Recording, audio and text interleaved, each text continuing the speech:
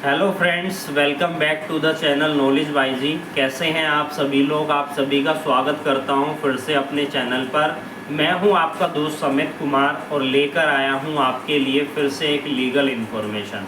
आज हम इस वीडियो के माध्यम से समझने वाले हैं कि जो हमारा नए कानून जो हमारे 1 जुलाई 2024 से लागू होने वाले हैं, जिसमें कि हमारा भारतीय न्याय संहिता है, भारतीय नागरिक सुरक्षा संहिता है, भारतीय साक्ष्य अधिनियम है, ये लागू होंगे और इसमें कुछ ऐसे प्रावधान दिए गए हैं जिस पर आज हम दो ऐसे टॉपिक पर चर्चा करेंगे और वो हमारे लिए जानना बहुत ही ज़्यादा ज़रूरी है। पहला तो ये है कि किस मामले में सज़ा देने पर उसकी अपील आप नहीं कर सकते हैं, कौन कौन से वो मामले हैं जिसमें आप सज़ा मिलने पर जो है उसकी अपील नहीं फाइल कर सकेंगे। दूसरी चीज़ जो आपको समझनी है वो यह है कि पुलिस कब आपकी संपत्ति को जो है जब्त कर लेगी और उसकी कुर्की कर दी जाएगी, उसे सेल कर दिया जाएगा, उसके संबंध में क्या प्रावधान दिए गए हैं हमारे भारतीय नागरिक सुरक्षा संहिता 2023 के अंदर। तो जैसा कि आप सभी को पता है, 1 जुलाई से काफ़ी कुछ बदलने जा रहा है, खासकर कि जो क्रिमिनल जस्टिस सिस्टम है उसमें बदलाव होने वाला है। इसलिए क्योंकि ये 3 जो कानून हैं वो लागू होने जा रहे हैं 1 जुलाई 2024 से। तो इन 3 नए कानूनों को लागू होने के बाद कई सारे नियम और कायदे जो है चेंज हो जाएंगे। कुछ ऐसे मामले हैं जिसमें सज़ा मिलने पर उनके खिलाफ ऊपरी अदालत में यानी कि उच्च न्यायालय जो है उसमें आप अपील नहीं कर सकेंगे। इसी पर आज हम चर्चा करने वाले हैं। तो कौन से ऐसे मामले हैं जिस पर आप जो ऊपर वाली अदालत है उसमें आप अपील नहीं कर पाएंगे अगर आपको सज़ा दी जाती है। सबसे पहले बात करते हैं हाई कोर्ट की, कि भारतीय न्याय सुरक्षा संहिता की धारा 417 यह बताती है कि किन मामलों में सज़ा मिलने पर ऊपरी अदालत में आप उनके खिलाफ अपील फाइल नहीं कर पाएंगे। तो भारतीय नागरिक सुरक्षा संहिता 2023 की धारा सेक्शन 417, इसको आपको याद रखना है, इसको आपको पढ़ना है इस वीडियो को समझने के बाद। अब ये क्या कहती है कि अगर हाई कोर्ट ने किसी भी अपराधी को या किसी भी दोषी को सज़ा दी है, 3 महीने के लिए उसको जेल की सज़ा दी है, या फिर हम जुर्माने की बात करें तो जुर्माना उस पर लगाया गया है 3000 रुपये तक, या फिर इन दोनों से दंडित उन्हें किया गया है, यहाँ पर बात की जा रही है हाई कोर्ट की। तो ऐसे में आप उस आदेश के खिलाफ में चुनौती नहीं कर सकते हैं, यानी कि उसको जो है उसके अगेंस्ट में आप अपील फाइल नहीं कर सकते हैं। जैसा कि हम आईपीसी में पढ़ते थे, आईपीसी में सेक्शन 376 जो कि बात करती है रेप के केसेस से संबंधित। तो ऐसे में अगर वहाँ पर क्या प्रावधान था कि 6 महीने की सज़ा दी गई है या उससे कम की सज़ा दी गई है, और तो ऐसे में उसके खिलाफ में आप अपील फाइल नहीं कर सकते हैं। इसी तरीके से यहाँ पर बताया गया है धारा 417 के अंदर भारतीय न्याय सुरक्षा संहिता में कि अगर हाई कोर्ट के द्वारा 3 महीने की सज़ा दी गई है या उससे कम की सज़ा दी गई है, 3000 रुपये तक का जुर्माना लगाया गया है या दोनों से दंडित किया गया है, तो उस आदेश के अगेंस्ट में आप जो है अपील फाइल नहीं कर सकते हैं, उस आदेश को आप चुनौती नहीं दे सकते हैं। अब हम बात कर लेते हैं सेशन कोर्ट की। तो सेशन कोर्ट में क्या प्रावधान दिया गया है इस सेक्शन के अंदर? वहाँ पर बताया गया है कि अगर सेशन कोर्ट ने अपराधी को सज़ा दी है 3 महीने की और जुर्माना लगाया है 200 रुपये का, या फिर इन दोनों से दंडित किया जाए, या फिर 3 महीने से कम की भी सज़ा उसको दी जा रही है, तो ऐसे में सेशन कोर्ट के द्वारा यह आदेश पारित करने के बाद उसके अगेंस्ट में उच्चली अदालत में यानी कि हाई कोर्ट या सुप्रीम कोर्ट में आप अपील फाइल नहीं कर सकते हैं, उसे चुनौती नहीं दे सकते हैं। बात करें निचली अदालत यानी कि मजिस्ट्रेट साहब की कोर्ट की, तो मजिस्ट्रेट साहब अगर 100 रुपये का जुर्माना अगर लगाया जाता है तो उसके खिलाफ में भी आप अपील फाइल जो है नहीं कर सकते हैं। हालांकि यहाँ पर यह भी कहा गया है कि अगर आपके ऊपर किसी और सज़ा के साथ साथ यह भी सज़ा मिलती है तो फिर इसकी चुनौती दी जा सकती है। यानी कि कहने का मतलब ये है कि एक के अलावा और अपराध भी आप पर लगे हैं, और अपराधों में भी आपको सज़ा मिली है तो उसमें आप चुनौती कर सकते हैं, यानी उसमें आप अपील फाइल कर सकते हैं। तो हमने ये समझा सेक्शन 417 भारतीय नागरिक सुरक्षा संहिता 2023 का। अब हम समझते हैं हमारे दूसरे क्वेश्चन के बारे में कि संपत्ति जब्ती, यानी कि संपत्ति को जब्त कर लेना और उसको सेल कर देना, उसकी कुर्की कर देना, इसके संबंध में नए कानून में क्या प्रावधान जो है दिए गए हैं उसको समझ लेते हैं। तो भारतीय नागरिक सुरक्षा संहिता में ही आरोपी की संपत्ति की जब्ती और कुर्की को लेकर एक नई धारा, जो कि धारा कौन सी है, सेक्शन कौन सी है, सेक्शन नंबर 107 को जोड़ा गया है। और इस धारा में यह बताया गया है कि पुलिस कब आरोपी की संपत्ति को जब्त कर सकती है और उसकी जो है कुर्की कर सकती है। तो ये सेक्शन आपके लिए रिलेवेंट है, इसको आपको पढ़ लेना है। तो जो भी स्टूडेंट इस वीडियो को देख रहा है बिल्कुल ध्यान से देखिए, ये जो सेक्शन मैं बता रहा हूँ उसको प्लीज़ एक बारी इन बैरेट से दोबारा रीड कीजिएगा ताकि आपको चीज़ें एकदम क्लियर हो जाएं। तो धारा 107 की उपधारा 1 यानी कि सेक्शन 107 की सब सेक्शन 1 में यह बताया गया है कि अगर जांच करने पर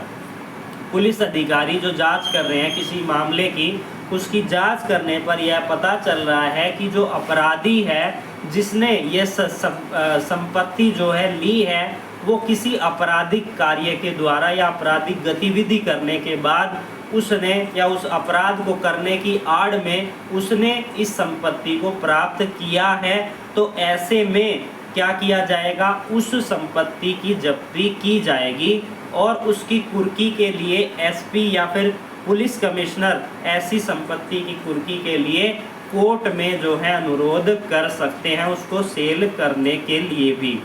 बात करें कि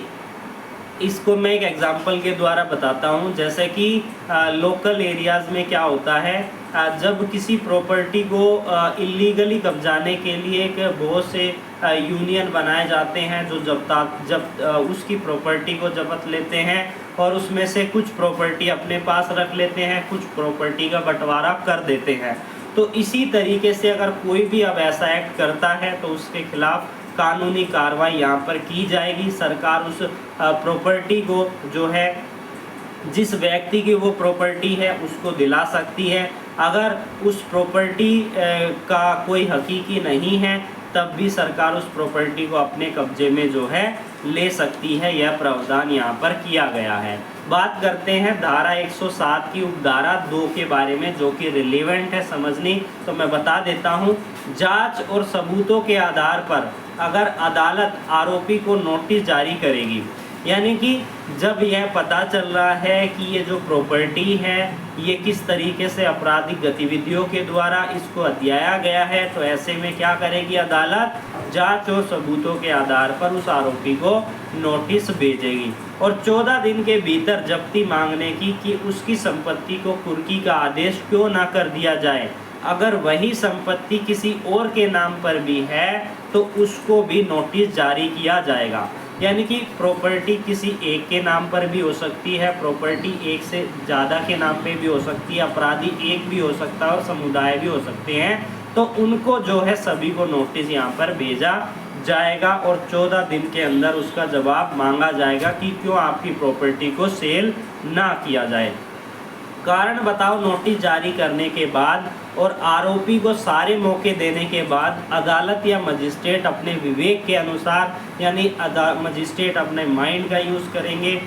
जो डिस्क्रिशन एक तरीके पावर होती है जब कोर्ट को दी जाती है तो ऐसे में वो अपने विवेक का इस्तेमाल करती है और उसी के आधार पर जो है संपत्ति की कुर्की के आदेश का फैसला कर सकती है। इसके बाद अगर अदालत पर निर्भर करता है कि वो संपत्ति की कुर्की का आदेश दे या फिर कुर्की का आदेश ना दे। अगर 14 दिन के भीतर आरोपी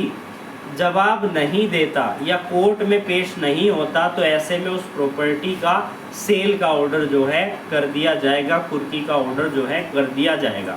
तो ये था सेक्शन 107 सबसेक्शन 2। सेक्शन 107 सबसेक्शन 6 भारतीय न्याय नागरिक सुरक्षा संहिता 2023 का, वो भी रिलेवेंट है, वो मैं बता देता हूँ कि सेक्शन 107 सबसेक्शन 6 में यह प्रावधान है कि अगर कोर्ट या मजिस्ट्रेट को लगता है कि किसी संपत्ति को आपराधिक गतिविधियों के द्वारा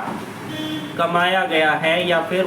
उसने अपने पास रख लिया है, तो वह ऐसे अपराधी से प्रभावित लोगों से संपत्ति बांटने का आदेश भी दे सकता है। फॉर एग्जाम्पल, मेरी प्रॉपर्टी है, किसी ने मेरी प्रॉपर्टी को हथिया लिया है, अपने कब्जे में कर लिया है, अब मैं कोर्ट में जाता हूँ उस प्रॉपर्टी को, अपनी प्रॉपर्टी को लेने के लिए, तो ऐसे में आरोपी के खिलाफ में यह आदेश दिया जाएगा और उससे वो प्रॉपर्टी जब्ती की जाएगी और उसे जो है मुझे दे दिया जाएगा। अगर मेरा कोई हिस्सा उसमें बनता है,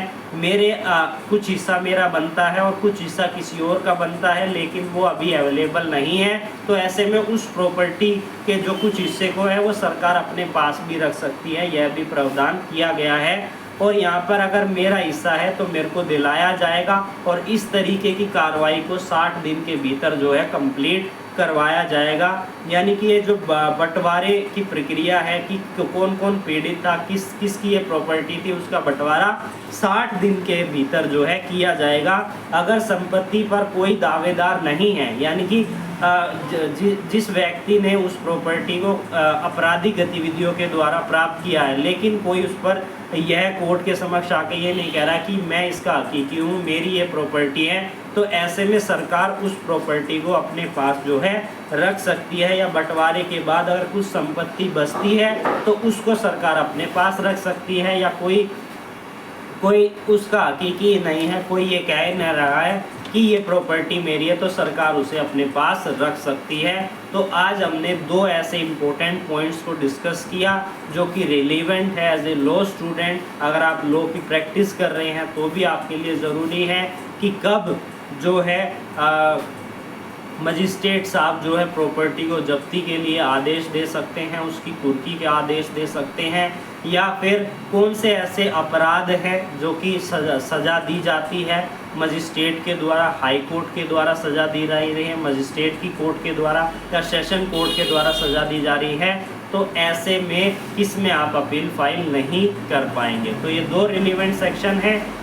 जब्ती से रिलेटेड सेक्शन है भारतीय न्याय सुरक्षा संहिता, भारतीय नागरिक सुरक्षा संहिता 2023 का सेक्शन 107। और बात करें कि किन अपराधों की आप अपील फाइल नहीं कर सकते, उसके संबंध में सेक्शन 417 है भारतीय नागरिक सुरक्षा संहिता 2023 का। तो आज हमने इस वीडियो में ऐसी इन्फॉर्मेशन ली जो आपके लिए ज़रूरी थी। आई होप आप इस वीडियो से इन्फॉर्मेशन ले पाए होंगे। इसी तरीके की और वीडियोस के लिए आप हमारे साथ जुड़ सकते हैं।